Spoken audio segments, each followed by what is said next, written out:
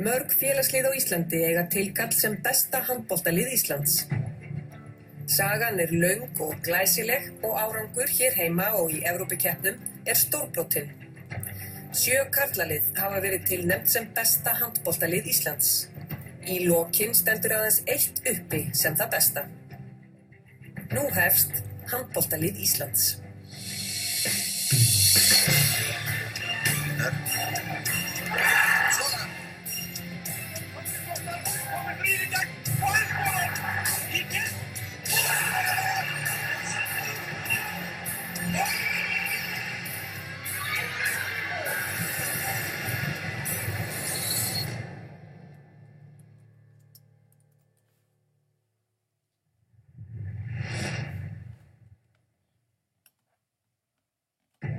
Miklar hræringar urðu í íslenskum handknattleik á áratugnum 1970 til 80. Ný félög komu fram á sjónarsviðið og yfirburðir Fram og FH voru ekki þeir sömu og áður. Valsliðið var vel mannað á þessum árum og undir lok áratugarins varð liðið Íslandsmeistari 3 ár í röð. Vörnin var á heimsmælikvarða og gekk undir nafninu Mulningsvélin.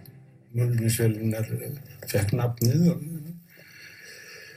út á geysisterkum varnarleik og Reynir Ólafsson hann kunni allt frá þumalskrúfu upp í bara sparki afturhanda í bróðum. Menn spiluðu eins fast og dómararnir leyfðu og þeir spiluðu allir í jafn fast. Það var mjög mikið og þá var ekki hægt að reka neitt út af. En þeir fóru alveg örugglega að ystu mörkum. Ég myndi segja eitt besta varnarlið sem maður hefur séð í íslenskum handbolta. Þeir voru líka mjög fastir fyrir, þeir voru grófir, ég nánast á köflum ruddalegir, voru með frábæra markvörslu. Það var svona mottóið var það að ef einhver slapp í gegn þá þurfti hann að hafa mjög mikið fyrir því næst og í seinna skipti þá var hann bara tekinn Handboltaáhugamenn gleyma seint Evrópuævintýri Valsmanna. Í fyrsta sinn höfðu Íslendingar eignast fulltrúa í úrslitaleik Evrópukeppninnar. Valur átti aldrei möguleik í þeim leik einfaldlega vegna þess að í liði Grossarstad á þessum tíma voru leikmenn sem höfðu orðið heimsmeistarar í Danmörku 78 en það var engin skömm einfaldlega vegna þess að þessum tíma var Grossarstad með besta félagslið í heimi. Þetta lið var náttúrulega bara alveg svakalega gott handboltalið og mínu viti miðað við aðstæður að þá var þetta eitt besta handboltalið sem Íslandi hefur átt sem félagslið.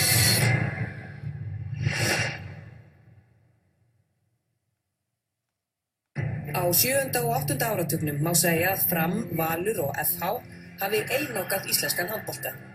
Liðin höfðu á að skipa frábærum handboltamönnum sem skemmtu áhorfendum eins og sannir listamenn. Einokun þessara liða átti hins vegar eftir að breytast árið 1979 þegar Víkingur tók það til bragðs, fyrst allra liða á Íslandi, að ráða erlendan þjálfara í fyrstu deild. Sá kom frá Pólandi og heitir Bogdan Kowalczyk. Þetta var mikið happdrætti og við vissum ekkert hvað við vorum að fara út í. En eftir nokkrar æfingar og þegar við vorum búin að komast að því að hann hafði alveg ágætis vit á handbolta, þá gekk þetta upp. En Bogdan náttúrulega var bara svona eins og maður segir stjórnandi sem þau þurftu. Hann lét menn ekkert komast upp með neitt móðureik Það var ekkert verið að diskutera við þann mann neitt. Þú bara varst að skilja og ef þú skildir hann ekki þá fékkstu bara að heyra það. Hann var frábær þjálfari. Bogdan Kowalczyk gerði miklar kröfur til leikmanna Víkingsliðsins eftir að hann tók við þjálfun þess. Álagið var svipað og tíðkaðist hjá bestu félagsliðum heims. Árangurinn var einstakur og Víkingsliðið undir stjórn Bogdans eitt af besta í handboltasögu Íslands. Árið 1980 náði liðið þeim ótrúlega árangri að sigra Íslandsmótið með fullu húsi stiga. Við vorum meðal kannski 8 bestu liði í Evrópu. Mér finnst þetta Víkingsliðið að besta.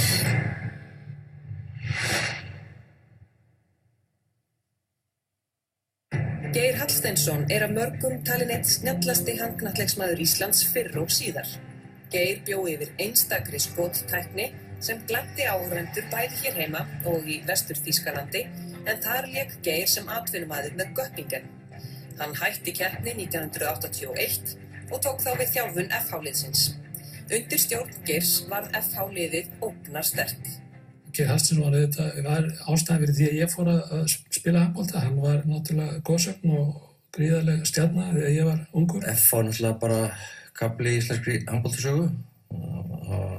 Framleitt einhverja bestu handboltamenn. Það náttúrulega stendur sennilega upp úr Kristján Arason að koma þarna.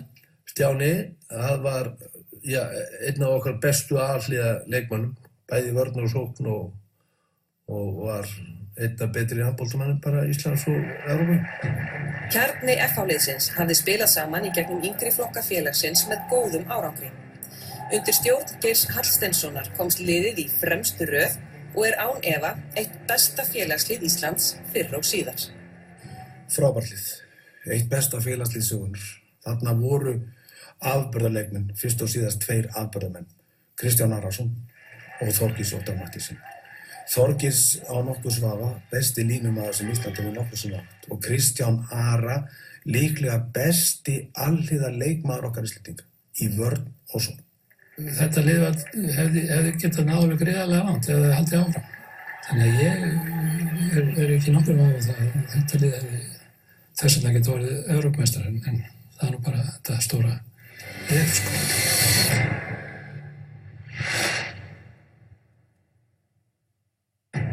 Í lok 8. áratugurins var karlalið Vals sigursælt í handboltanum hér á landi. Liðið var kallað Mulningsvélin og varð Íslandsmeistari 1977 til 1979. Árið 1988 kom að því að ný kynslóð Valsmanna tók upp merki Mulningsvélarinnar. Koma klassaleikmenn sem bara nálgast að verða síðar heimsklassaleikmenn. Það er eins og segir Geir Sveinsson, Valdimar Júlíus og Einar Þorvarð í markinu. Það er samverkt með þessu liðum sem að fara á toppinn og þau eru með góða markmenn. Þetta lið var í raun og veru afskaplega vel skipað. Það var landsliðsmenn í öllum stöðum, sko. Í mínum huga var þetta svona eiginlega liðið sem hefði getað komist alla leið í bikars eða í Evrópukeppni og unnið bikarinn hefði verið hérna með smá hefni og tímalaust að lið sem hefur haft mestu breidd upp á að bjóða, sko. Besta liðið, ef þú tekur bara eitt season, þá myndi ég velja, held ég, þetta 88-9 lið sem var fáránlega gott lið, sko. Valsliðið 1988 tapaði ekki leik á Íslandsmótinu, auk þess sem liðið var bikarmeistari. Árangurinn í Evrópukeppninni var frábær þrátt fyrir grátlega niðurstöðu í Magdeburg. Lið Vals er án efa eitt af bestu félagsliðum Íslandssögunnar. Sterkast hópur sem ég spila með. Þetta lið hafði það, vil ég meina, fram yfir öllu lið að þú hafðir eiginlega ekki veikan blett í þessu lið.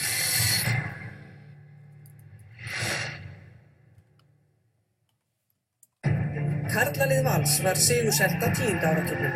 Liðið hampaði Íslandsmeistaratitli 5 sinnum og var ógnarsterkt. Fram á sjónarsviði komu leikmenn sem síðar áttu eftir að verða með bestu handboltamönnum heims.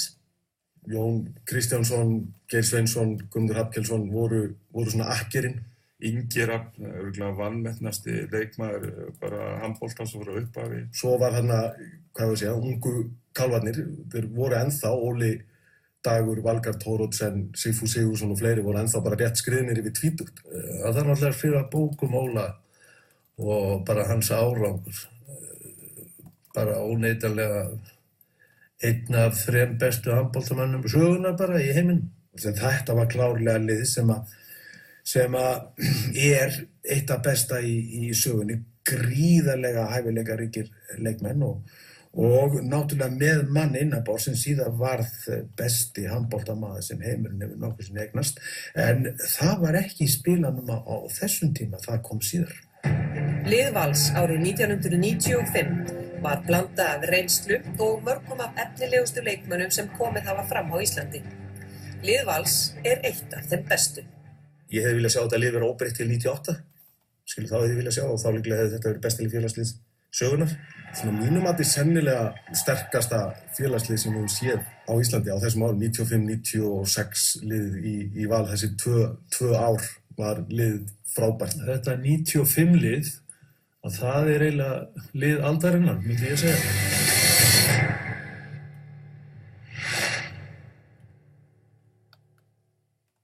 Árið 1991 sneri Alfred Gíslason aftur til KA eftir atvinnumennsku í handbolta. Hann var ekki einungis þjálfari og leikmaður meistaraflokks karla, heldur einnig framkvæmdastjóri félagsins. Alfreð gjörbreytti handboltanum á Akureyri. KL 96 var ógnvænlegt. Ég held að það sé kannski besta orðið til að lýsa þeim. Alfreð Erlingur, þeir voru alltaf spilandi á þessum tíma og þetta var hörku mannskapur. Leo á línunni, Jón Gunnar í horninu og þessir káastrákar sem voru með stórt hjarta fyrir félaginu, síðan svona eitt vannmetinn leikmaður, Erlingur Kristjáns. Patti var náttúrulega með handaföru fyrir hann sko, lengi, og svo náttúrulega Dúra Nóna var náttúrulega bara eitthvað allt annað level, og náttúrulega þessi vöðvaþræðir í þessum kúpumönnum náttúrulega bara eitthvað allt annað element. Þegar Alfreð Gíslason gekk til liðs við KA, braut liðið blað í sögu handboltans á Akureyri. Árið 1995 var liðið bikarmeistari í fyrsta skipti og endurtók leikinn ári síðar eftir glæsilegan sigur á Víkingi í úrslitum. Sama ár varð liðið deildarmeistari en tapaði fyrir hinu geysisterka liði Vals í úrslitum Íslandsmótsins. Lið KA eitt af þeim bestu. Frábært lið en þeir strönduðu á Valsliðinu í úrslitunum sem að kannski allir verðum ekki að kalla þá sterkasta félagsliði sem hefur ekki náð að verða Íslandsmeistari. Og ég myndi segja best, það er ekki svona hálfaturnvalið sem Ísland hefur átt. Það eru fullt af góðum liðum sem hafa verið gegnum tíðina og en auðvitað bara segi ég það sem ég var og það sem ég var með KA.